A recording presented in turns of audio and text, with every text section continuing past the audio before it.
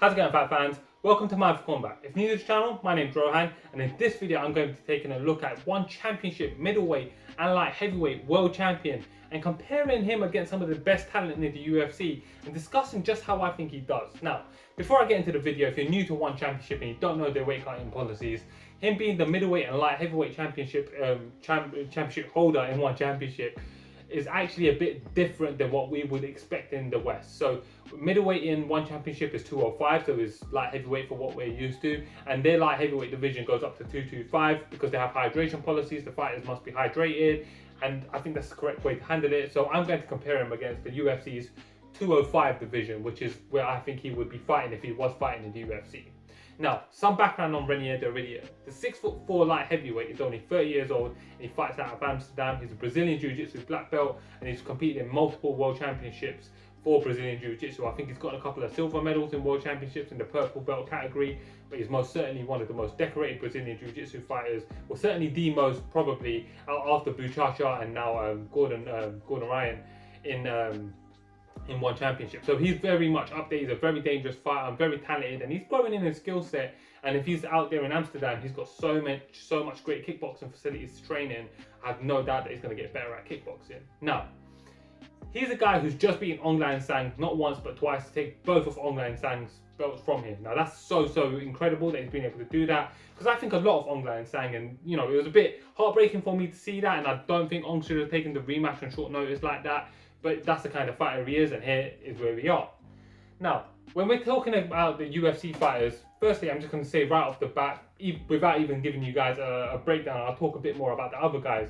Guys like Nikita Krylov, guys like Jim Crute, guys like Paul Craig, guys in that sort of category, Misha Serkinov. I think Reinier De Ridder will dominate, so we're talking about him already coming in top 15, probably top 10 high end. So we're going to go straight to the top and go through this step by step. So let's start with the world champion, Jan Blachowicz. Jan Blachowicz is a very dangerous fighter. He's got great defensive wrestling, he's got good grappling in his own right, and he's got big power in his hands, and he's got much better stand up on the feet.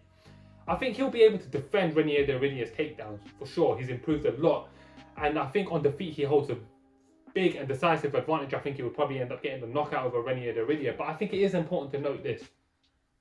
Whilst I pick Jan Blachowicz pretty confidently, it wasn't that long ago that Jan Blachowicz was getting taken down by guys like Alexander Gustafsson, who is a great wrestler. He took down Daniel Cormier after all, but he was getting taken down and dominated again and again. Gustafsson, Patrick Cummins, Corey Anderson, guys like that were taking him down, and they saw that as his kryptonite and they were beating him.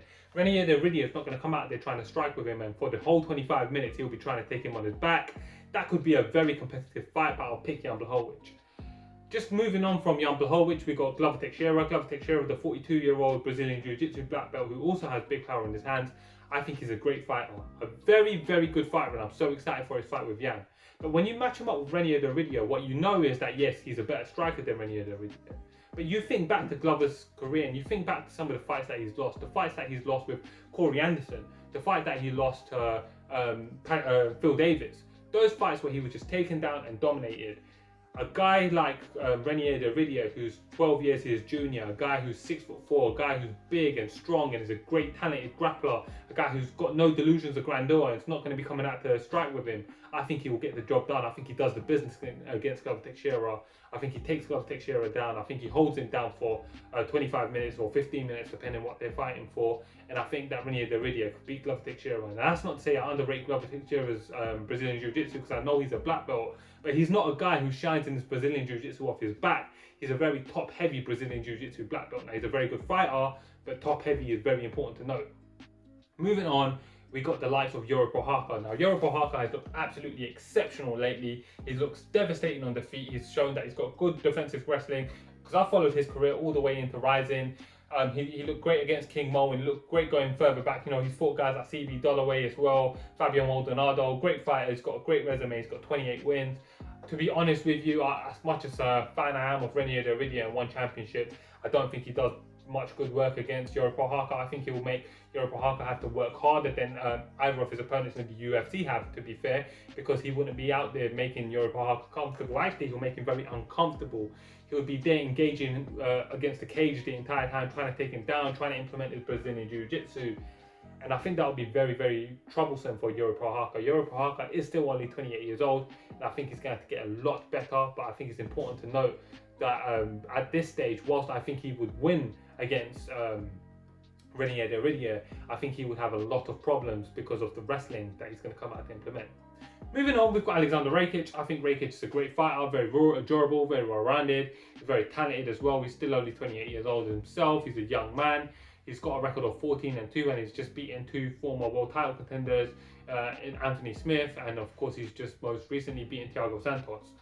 I think that, again, this is another well-rounded fighter that I think has the skill set to be able to keep Reinier De Ridder on the feet and give him a lot of problems on the feet.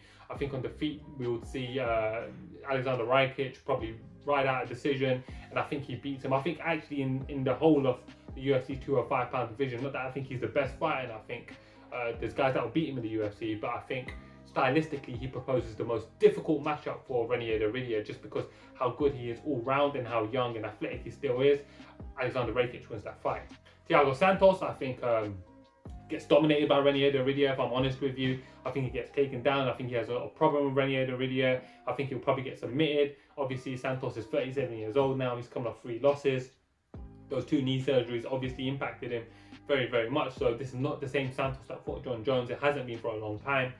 So I think he would get Santos. Now that's an important thing to know. As we move on into the division, you've got guys such as Dominick Reyes. Dominick Reyes is coming off 3 losses. He's been knocked out twice in a row. I don't know what Dominick Reyes got left in the tank at this point. Obviously, he's had 2 rough knockouts. I think he can rebound. He's a young man. He's an athletic talent. But he needs to take a long time before he comes back and come back rejuvenated with a different look at the game, and then we'll be able to see what Dominick Reyes can be able to do in a fight like that. But yeah, I think Dominick Reyes is a guy that he can beat, and I think I would pick Reinier De Ridder in that fight. So guys, there you have it. So just going through the division, we slot him in top 3, top 4 easily in my opinion. I think he beats a lot of the guys, and on any night, on any given night, he can probably beat any of those depending on certain circumstances and the way it plays out for him. I think there's tougher fights than others. I don't think that he comes in and beats the likes of Jan Blachowicz, obviously not, but I'm not saying that he wouldn't have a chance in that, and I would be very, very interested to see how the Knight Rider does in the UFC. Now, I'm a huge Reinier De Ridder fan, so I'm trying not to be biased, I'm trying to be objective in this.